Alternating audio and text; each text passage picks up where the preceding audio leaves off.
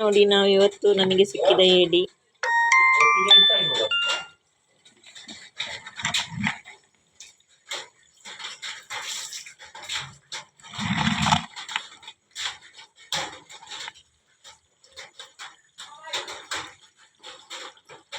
ಇಲ್ಲಿ ನೋಡಿ ನಾವು ಈ ಡಬ್ಬಿಯನ್ನಿಟ್ಟು ಏಡಿಯನ್ನು ಹಿಡಿಯೋದು.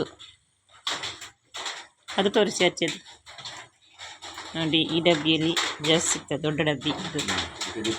ಈಚೆ ಬದಿ ಆಚೆ ಬದಿ ತೋರಿಸಿ ನೋಡಿ. ಇಲ್ಲಿಗೆ ತೆಗೆಯುವುದು ಏಡಿಯನ್ನು. ಇದು ಇಲ್ಲಿನ ಮುಚ್ಚಳ. ಇದು ಈಚೆ ಸೈಡಲ್ಲಿ ಇಲ್ಲಿ ಏಡಿ ಬಂದು ನುಗ್ಗುತ್ತದೆ. ಆಮೇಲೆ ಅದು ಒಳಗೆ ಹೋದರೆ ಒಳಗೆ ಬರಲಿಕ್ಕೆ ಆಗೋದಿಲ್ಲ ಅದಕ್ಕೆ. ಇಲ್ಲಿ ನೋಡಿ, ಇದು ಇಟ್ಟಿದ್ದೇವೆ ನಾವು ಪುಟ್ಟಿಯ ಮುಚ್ಚಳದಲ್ಲಿ ಒಂದು ಇದು ಮಾಡಿ ಇಟ್ಟಿದ್ದೇವೆ. ಹಾಂ, ಅದು ಆಚೆ ಬದಿಗೆ ಒಂದು ಮುಚ್ಚಳ ಹಾಗೆ ಹಾಕಿದೆ. ಉಂಟು ಅದು ನೀರೆಲ್ಲ ಹಾಗೆ ತುಂಬಿದರೆ ಹೋಗಲಿಕ್ಕೆ ಬೇಕಾಗಿ ತೂತು ಕೂಡ ಮಾಡಿದ್ದೇವೆ. ಇಲ್ಲಂದರೆ ಬಳ್ಳಿಯಲ್ಲಿ ಕಟ್ಟಿಡುವುದು, ಇಲ್ಲಾಂದರೆ ನೀರಿಗೆ ಹೋಗ್ತದೆ, ಬಳ್ಳಕ್ಕೆ ಹೋಗ್ಬೋದು. ಸಣ್ಣ ತೋಟಿನಲ್ಲಿ ಇದನ್ನು ಈ ಥರ ಮಾಡಿ ಇಟ್ಟರೆ ಅದರೊಳಗೆ ವೇಸ್ಟ್ ಹಾಕಬೇಕು.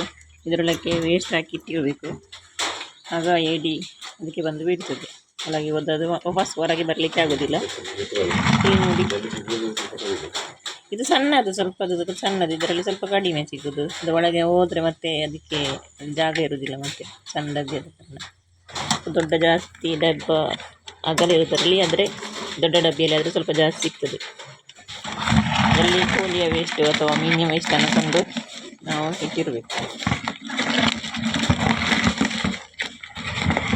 ನಿನ್ನೆ ರಾತ್ರಿ ಇಟ್ಟರೆ ನಾವು ಎಷ್ಟು ಬೆಳಿಗ್ಗೆ ಅದನ್ನು ತಗೊಂಡು ಬರ್ತೇವೆ. ಆಗ ಅದರಲ್ಲೊಂದು 5, 6, 7, 8 ಏಡಿ ಎಲ್ಲ ಸಿಗ್ತದೆ. ನಮಗೆ ಇದರಲ್ಲಿ 2, 4, 6, 7 ಏಡಿ ಸಿಕ್ಕಿದೆ, ಜೀವಂತ ಏಡಿ. ಇದು ಕ್ಯಾಲ್ಸಿಯಂ ಜಾಸ್ತಿ ಇದರಲ್ಲಿ ಸಿಗ್ತದೆ. ನಮಗೆ ಪದಾರ್ಥ ಮಾಡಿ ನಾವು ತಿಂದರೆ ಇದರಲ್ಲಿ ಎಷ್ಟು ಕ್ಯಾಲ್ಸಿಯಂ ಸಿಗ್ತದೆ.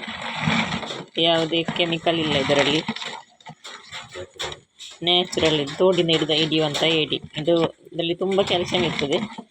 ಇದು ಭಾರಿ ಒಳ್ಳೆಯದು ಆರೋಗ್ಯಕ್ಕೆ. ಕಾಲು ನೋವು, ಗಂಟು ನೋವು, ಕಾಲಿನ ಗಂಟು ನೋವು, ಸೊಂಟ ನೋವೆಲ್ಲ ಬಂದಿದ್ದರೆ ಇದನ್ನು ತಿಂದರೆ ನೋವು ಕಡಿಮೆ ಆಗ್ತದೆ. ಇದರಲ್ಲಿ ಹೇರಳವಾಗಿ ಸಿಗ್ತದೆ ಕ್ಯಾಲ್ಸಿಯಂ.